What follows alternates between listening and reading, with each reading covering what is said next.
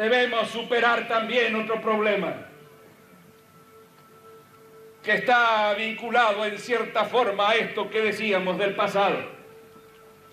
Me refiero al problema de los juicios con motivo de la represión.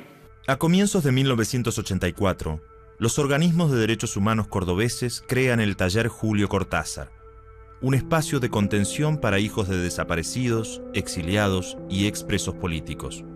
En una antigua casa frente a la Plaza Colón, los niños encuentran un lugar en donde compartir sus experiencias y construir una versión colectiva sobre lo sucedido a sus familias. Apadrinado por el cantautor catalán Joan Manuel Serrat, el taller continúa y los chicos crecen siendo testigos de los avances y retrocesos en la lucha del movimiento de derechos humanos en democracia. En 1994, el taller concluye con un campamento en las sierras de Córdoba. Allí, sus integrantes deciden participar activamente en la lucha que llevan adelante los organismos.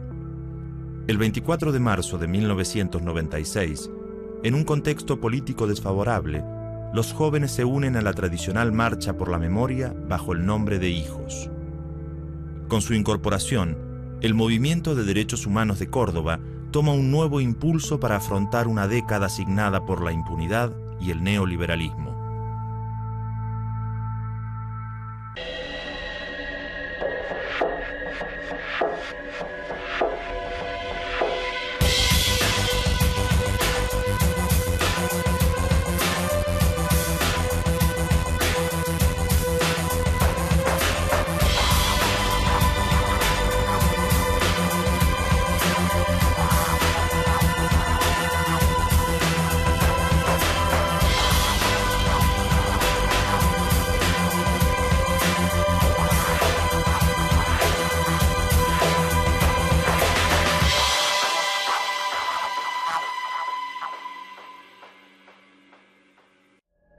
A finales de 1986, el fallo del juicio contra las juntas militares profundiza la crisis entre las Fuerzas Armadas y el gobierno de Raúl Alfonsín.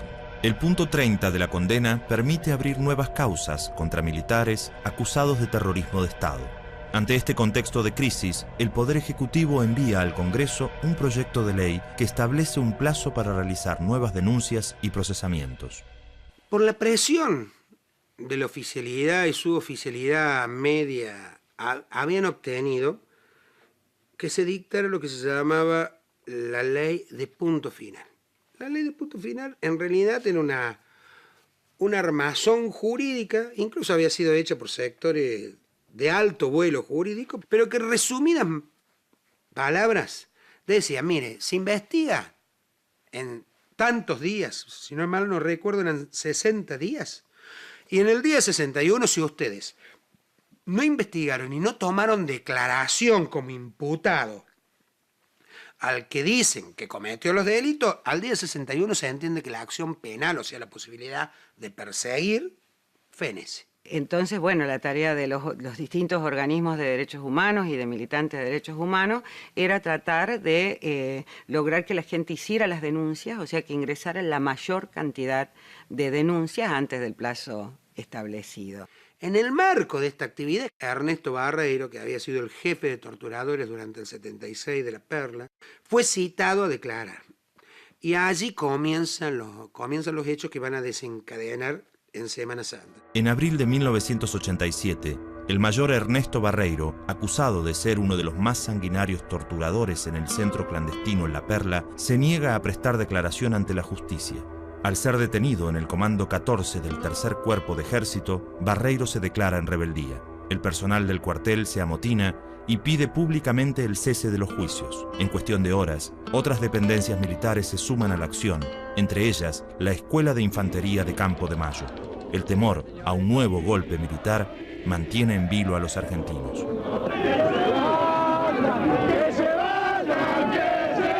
Casi 2 horas después de que comenzó el griterío popular, los militares se han replegado. Están discutiendo entre ellos. Bueno, fue un momento realmente terrible, porque a la justicia de Córdoba habíamos asistido a hacer la declaración y yo sabía que estábamos denunciando a Barreiro en ese momento, personas que estaban fuera del país, otros compañeros que en ese momento se habían ido a Brasil, y creo que la única que estaba en el país que había hecho la denuncia concreta contra Barreiro era yo. Entonces, estábamos con Maía, a mí me agarró una cosa de decir, van a volver, van a venir, y bueno, y la desesperación era, nos juntemos a resistir. Hubo mucha gente que participó, muchos expresos que nos encontramos en esos lugares, y también había como una decisión de defender la democracia, ¿no? De no permitir volver a la oscuridad en nuestro país. Este no es un foco del Regimiento 14 en el cual ustedes están ahora, sino que es un problema de todo el ejército. Esto es el ejército entero, absolutamente completo, y se le están plegando elementos de otras fuerzas. Por ejemplo, le doy la base de Espora o también le doy la base aérea de Paraná. ¿Se pliegan? ¿A qué posición se pliegan? La posición que fue expuesta en lo que yo creo que han recibido hoy un memorándum de unos puntos, que se le busque la solución necesaria que creemos que debe ser política al problema de los juicios, que la conducción actual de la fuerza, que no es representativa de nadie, sea reemplazada. Y bueno, ahí había dos caminos, o esconderse o irse del país, o quedarse y salir a la calle y buscar, y gritar y buscar compañía, ¿no? Y bueno, este segundo camino fue el elegido, salir a la calle, ir a las marchas, ir a esa gloriosa resistencia que hizo el pueblo, que salió en unas marchas impresionantes, No, prácticamente hubo 2 o 3 días en Córdoba que estábamos todos en la calle, todos. La sensación era que nos jugábamos la democracia. La sensación era que ese balcón con Alfonsín, antes de ir a hablar con los insurrectos, donde estaba prácticamente toda la representación de todos los partidos políticos, ya Alfonsín había perdido las elecciones legislativas, ya era minoría en la Cámara de Diputados a esa altura. Era como el signo de que la democracia se defendía, ¿no? Incluso la gente llegó hasta las puertas de los cuarteles militares, prácticamente era imparable la gente, era imparable la voluntad de que nunca más se produjera una situación como las que habíamos vivido, ¿no? La desilusión vino cuando, después del discurso de Alfonsín, inmediatamente empezamos a ver que ahí había habido un acuerdo, que fue la ley de obediencia debida. En Córdoba, al igual que en el resto del país, se produce un repudio masivo a los levantamientos. Todas las fuerzas políticas y sindicales se movilizan en defensa de la democracia. Finalmente, luego de 4 días de tensión, el presidente Alfonsín anuncia, ante una multitud reunida en Plaza de Mayo, la rendición de los militares sublevados. Compatriotas, ¡felices Pascuas!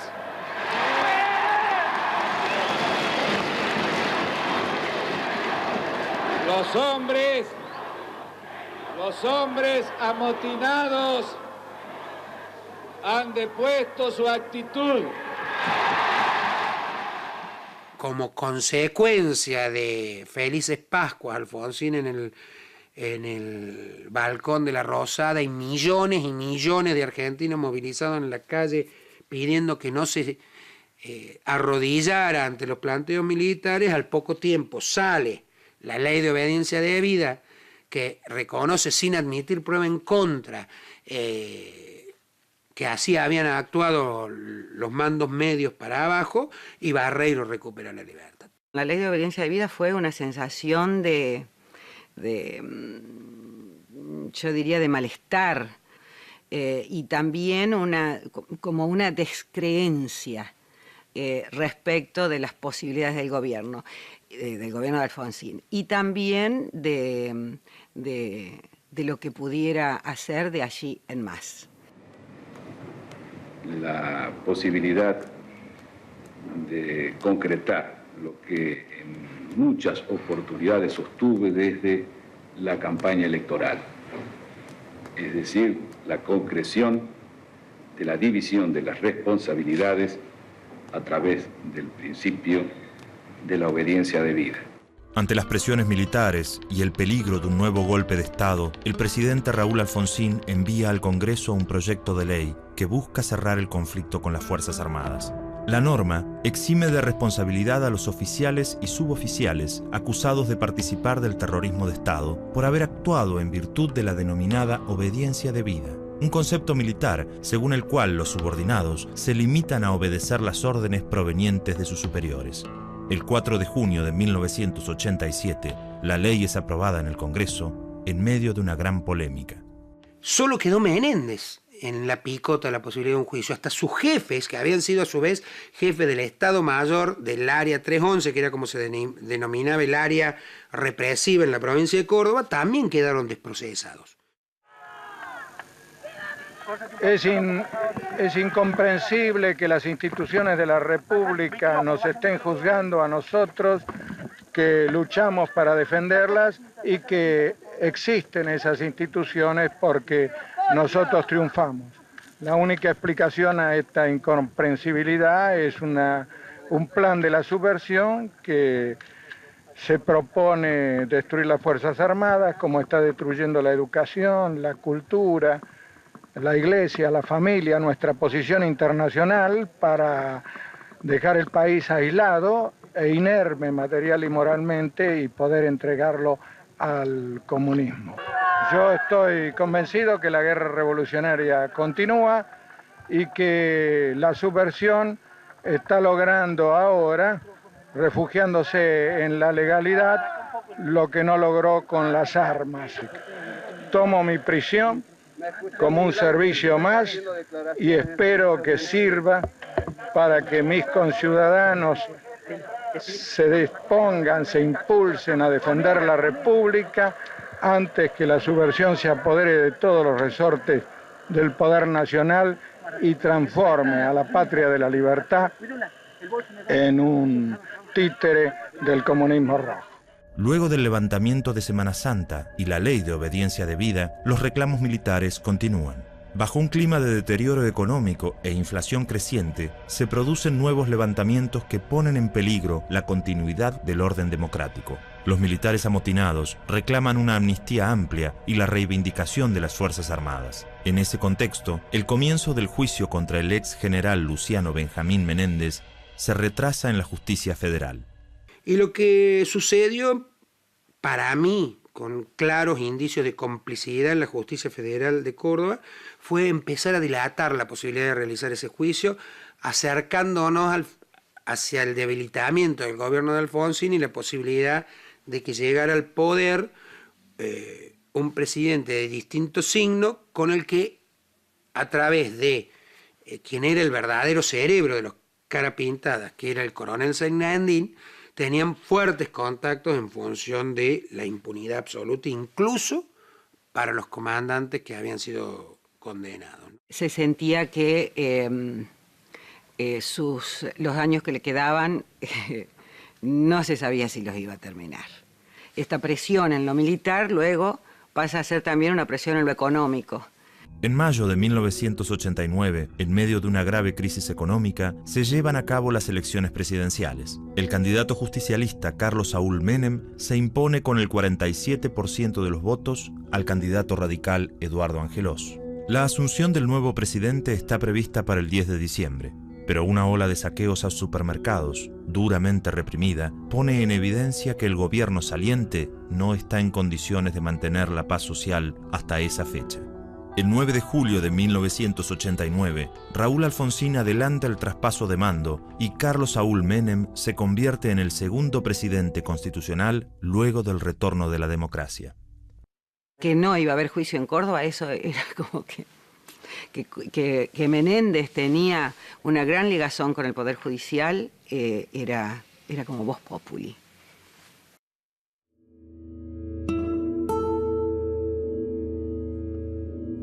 Entre el 7 de octubre de 1989 y el 30 de diciembre de 1990, el recién electo presidente Carlos Menem sanciona una serie de decretos que permiten el indulto a civiles y militares que habían cometido delitos durante la dictadura militar, incluyendo a los miembros de las juntas sancionadas durante la gestión de Raúl Alfonsín y a los líderes de las organizaciones armadas. A pesar de las fuertes protestas y movilizaciones, Menem mantiene firme su decisión de terminar con las causas judiciales por delitos de lesa humanidad, clausurando de esta manera cualquier posibilidad de obtener justicia.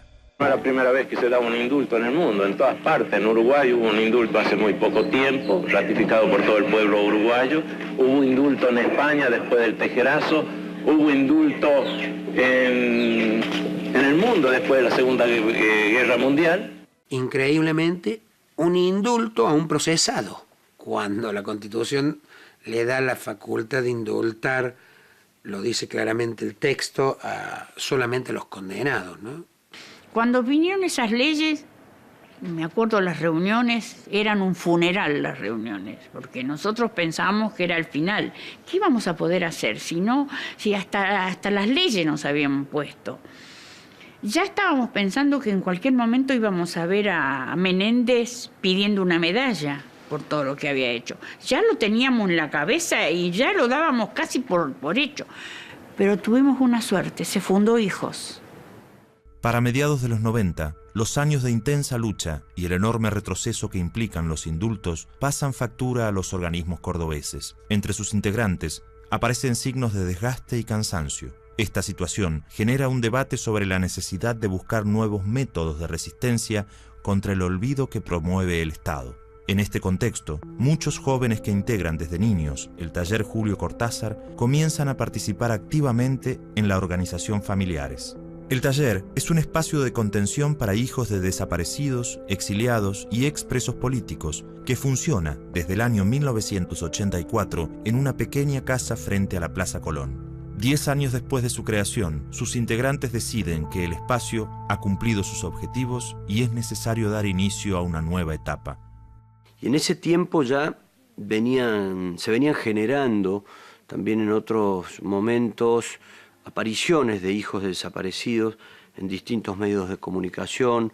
Y en esos tiempos, Roger Becerra, Silvia Plaza, entre otros, convocan a un campamento para tratar de hacer un cierre de lo que fue el taller Julio Cortázar. El Cortázar cumplió una etapa en un momento, pasaron unos años y quisieron hacer un encuentro para ver en qué andaba la gente que había pasado por esas experiencias, asimilando talleres como el Cortázar de otras provincias que también se juntaron en la misma instancia esta. Y bueno, fui con expectativa, sobre todo de ver gente que conocía de la experiencia del Cortázar, pero que tampoco la conocía en profundidad, y ver en qué andaban, ¿no? No fui con otra expectativa que no sea pasar un fin de semana, jugar al fútbol, hacer una peña en la noche. Y la verdad que fue algo que nos traspasó todo el nivel de expectativa que teníamos. En noviembre de 1994, un grupo de hijos de desaparecidos, exiliados y expresos políticos provenientes de Córdoba, La Plata y Rosario se reúnen en la localidad serrana de Cabalango. Tras varios días de deliberación, deciden fundar Hijos, una agrupación que tiene como objetivo luchar contra la impunidad, restituir la identidad a sus familiares y reivindicar la memoria de sus padres. Yo soy Agustín Titofino, cuando era chico también iba al taller, después bueno, por diversas causas dejé de ir, ahora por medio de lo que el otro día fuimos a la televisión, un poco que me reencontré con el taller, con algunos chicos y bueno, estoy dispuesto a dar todo lo que pueda para que esto resurja, para que esto se vuelva a activar con todo, ya que creo que no solo nos une los denominadores comunes del terror o de la memoria, sino también que nos une, me parece, la alegría. Se nos vino de repente toda una historia encima, que por ahí no la estábamos asimilando, no la estábamos asumiendo del todo. Yo soy Martín Fresneda, orgulloso digo que soy hijo desaparecido, hermano de Ramiro y nieto de Otilia. Bueno. Y cuando llegamos se dio un momento de presentación de todos, y cuando nos fuimos presentando todos empezamos a contar cada uno su historia, de dónde venía y qué le había pasado. Yo creo que realmente lo que fueron mis viejos, lo que yo pienso, lo que yo creo acerca de ellos, lo que si yo creo que estoy acá hablando es porque lo asumí, porque me lo tragué durante mucho tiempo, lo vengo elaborando y uno se va volviendo más sangre fría, creo. Porque a los 15 años yo hablaba y también lloraba. Por eso yo creo que en ese sentido está el primer asumir ese. El segundo asumir no lo asumo más. No lo asumo más porque yo estoy dispuesto a luchar por la memoria, estoy dispuesto a hacer todo lo que sea para, como dijo ella, que toda la sociedad sepa lo que pasó acá y no me vuelvan a decir nunca más, si desaparecen fue por algo. Y ahí donde esa presentación se empezó a dar ya mucho más que una presentación, sino una evidencia del drama. Y el hecho de que estemos acá reunidos, gente que tenemos el mismo pasado, que hemos pasado por la misma situación, que siempre nos asocian con el dolor, con la desgracia, con la tristeza, pero yo veo más que eso de acá. Hoy veo alegría acá, hoy veo ganas, hoy veo lucha, hoy veo futuro. Y a eso es donde nosotros debemos apuntar. En mi caso particular, yo, desde que tengo razón de la memoria, sé lo que pasó con mi papá. Yo cuando era chico le preguntaba a mi mamá dónde estaba mi viejo y me decía que me habían matado porque quería que todos los chicos tomen leche. Quería que todos los chicos estén bien. Esto es muy chocante para mí. Con relación al taller, creo que, bueno, tenemos que saber adaptarnos a los distintos modos que cada uno lleva esto, que cada uno procesa esto. Nos reunimos en esa catarsis donde cada uno cuenta su historia y qué es lo que estaba pasando, qué es lo que estaba viviendo en la Argentina del 95, con toda esa cultura de impunidad que hegemonizaba la escena. Y bueno, ahí surge, bueno, algo tenemos que hacer, nos tenemos que organizar, tenemos que construir una organización. Nosotros somos la continuación de una historia que no se debe perder, que si no se debe tirar a la basura. Porque si nosotros, ¿qué futuro tiene, me atrevo a decir, este país? ¿Qué futuro tienen nuestros hijos? Y por eso, hoy más que nunca, tenemos que ser fuertes con este compromiso. Trabajar activamente. Lo que esté más avanzado, mejor. Lo que todavía no lo llevan bien, ayudarlo, empujarlo. Porque si esto no lo hacemos colectivamente, entre todos, no lo hace nadie. Con eso acá. En el congreso en el encuentro de San Miguel, nos fuimos juntando por grupo y ahí fuimos pensando el nombre. Para después llevar a la reunión general, no le llamamos plenario porque fue una cosa muy informal, donde cada uno llevaba las propuestas que tenía de grupo. Bueno, planteábamos algo, un nombre que se nos ocurrió, una sigla, que es HIJOS, que significaría hijos por la identidad, la justicia, contra el olvido y el silencio. Ese es un nombre que salió. Y pensamos que era algo como fuerte, que en esta sociedad de repente hubiera un grupo de hijos, porque hay un grupo de abuelas, un grupo de madres, pero no había una agrupación de hijos que estén peleando, luchando por estas cosas. Y tuvo mucha aceptación, ¿no? Porque era tomar la posta. Ser hijo era tomar la posta de las madres y las abuelas. Era sensación de fuerza. Es como poético, ¿no? Claro. Poético. Sí, y como contundente. Sí. Y además, hijos da esa cosa del futuro, de fuerza y de ganas de luchar, de juventud, que me parece que es importante. Un aplauso, es muy bueno. Muy bueno.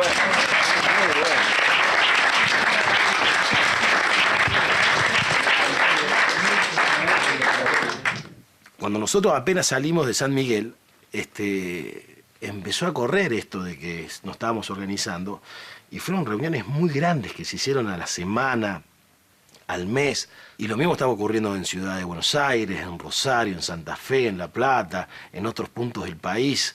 Por lo cual la cuestión iba creciendo fuerte, empezó a salir en los medios de comunicación, se están organizando los hijos. En Córdoba es como que el surgimiento de hijos en realidad lo que trajo es un poco de agua fresca para la lucha, digamos, es decir, refrescó la iniciativa, refrescó las ganas de hacer cosas, un poco por la edad también, una cuestión generacional.